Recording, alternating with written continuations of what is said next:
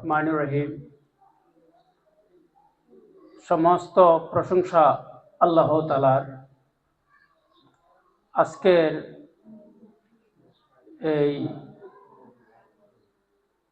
গুণীজনের সমাবেশে আমার বইয়ের মোড়ক উন্মোচন অনুষ্ঠান উপলক্ষে আজকের অনুষ্ঠানের সভাপতি দেওয়ান মুদাসসির হোসেন শফিক মহোদয়,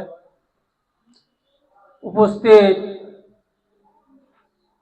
আমার অত্যন্ত প্রিয় ভাজন, যিনি এত দূর থেকে বৃষ্টি ভিজে কষ্ট করে আমি কালকে ওনাকে দাওয়াত দিয়েছিলাম মোবাইলে, কালকে বলে এসেছি, তবুও তিনি অনেক কষ্ট স্বীকার করে আজকে এই ঝড় বৃষ্টি ভেঙ্গে তিনি আমার এই অনুষ্ঠানে উপস্থিত হয়েছেন। সেজন্য জনাব বাবু রাখাল বিশ্বাসকে আমি অশেষ ধন্যবাদ জানাচ্ছি।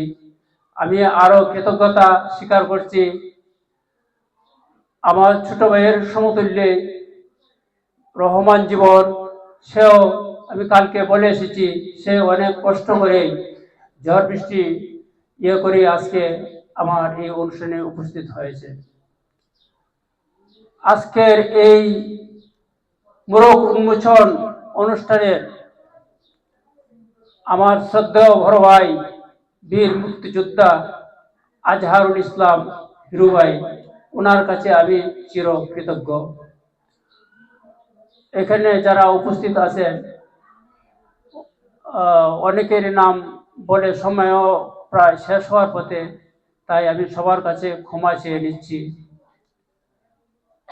আমি যদিও কয়েকটি বই লিখেছি, কিন্তু আজকের বইয়ে মোড়ক উন্মোচন করছি।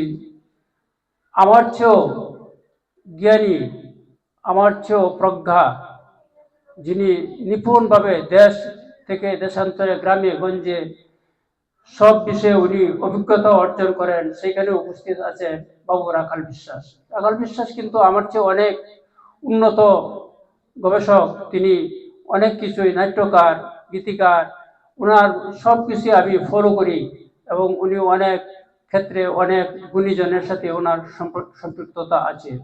যাই হোক, ওনার কাছে আমি চিরকৃতজ্ঞ আজকে উনি এখানে উপস্থিত হতে পেরেছেন। আমার এই গ্রন্থের লেখার ব্যাপারে আমি কিন্তু একটু গত তারিখে একটা গ্রন্থ বের করেছিলাম, ওই যে ভাটি বাংলার লোক কাহিনী ও লোক সংস্কৃতি। এরপরে আর এই ব্যাপারে গ্রন্থ তৈরি করতে আমি তেমন একটা আগ্রহী ছিলাম না। তো তখন আমার শ্রদ্ধেয় বড় ভাই আজহারুল ইসলাম হিরু ভাই আমাকে বললেন, আপনি আরেকটা লিখেন। তখন আমরা ওই যে দেওয়ান বাড়িতে ওইখানে আসলাম। আমার শ্রদ্ধেয় বড় ভাই দেওয়ান মুদাসসির হোসেন শফিক ভাই এবং ভাবি আনোয়ারা জীবননাহার, উনিও বললেন আপনি এই সমস্ত বিষয় নিয়ে লেখেন। ওনাদের প্রেরণায় আবার আমি কলম নিয়ে হাত দিই এবং ওই গ্রামের বিভিন্ন জায়গায় যাই এবং কথাগুলি শুনি। তো শুনি, এর মধ্যে আমার এগুলি যেগুলি বইয়ের মধ্যে দিয়েছি, যেমন ডাকাতের চিঠি এবং ওই যে উপহার, এরপরে পুস্টকার্ড, এগুলো কিন্তু আমার কাছে অনেক আগে সংগ্রহিত ছিল, কিন্তু এগুলো নিয়ে আমি বই আকারে বের করবো এইরকম কোনো পরিকল্পনা আমার ছিল না। যাও, তো ওনাদের প্রেরণায় আমি আবার ওই বইটা প্রকাশ করতে পেরেছি, সেজন্য ওনাদেরকে আমার অন্তরের অন্তঃস্থল থেকে ধন্যবাদ জ্ঞাপন করছি। আজকের এই আমার বইয়ের মোড়ক উন্মোচন এবং ওইটার আলোচনায় অনেকেই অনেক ধরনের আলোচনা করেছেন, সেই দিক থেকে আমি অত্যন্ত ঋদ্ধ হয়েছি, তাই আপনাদের সবার কাছে আমি কৃতজ্ঞ। আজকের এই আলোচনায় এখন সময়ও প্রায় স্বল্প হয়ে গেছে, আর দীর্ঘায়িত না করে আমি আমার বইয়ের যে আগামী ওই বই লেখার যে একটা প্রেরণা আছে সেটাও উদ্বুদ্ধ করেছেন। এখানে আমার আজকের যে সবার সভাপতি দেওয়ান মুদাসসির হোসেন শফিক সাহেব, উনিও একটা প্রস্তাব রেখেছেন যে ওই বইটা আগামীতে যদি সংস্করণ করা হয় তবে যেন আরো কিছু ঐতিহাসিক ঘটনা এবং ওই কিছু লোক সংস্কৃতি যুক্ত করা হয়। ওনার প্রস্তাবটা আমি বিবেচনা করব। তার মধ্যে আরেকটি প্রস্তাব রেখেছেন বাবু অমিত দত্ত দিলু। তিনিও বলেছেন যে ওই আমাদের হিন্দু শাস্ত্রীয় কিছু ইয়ে আছে, ওইগুলো আমার ওই ধারণার বাইরে ছিল।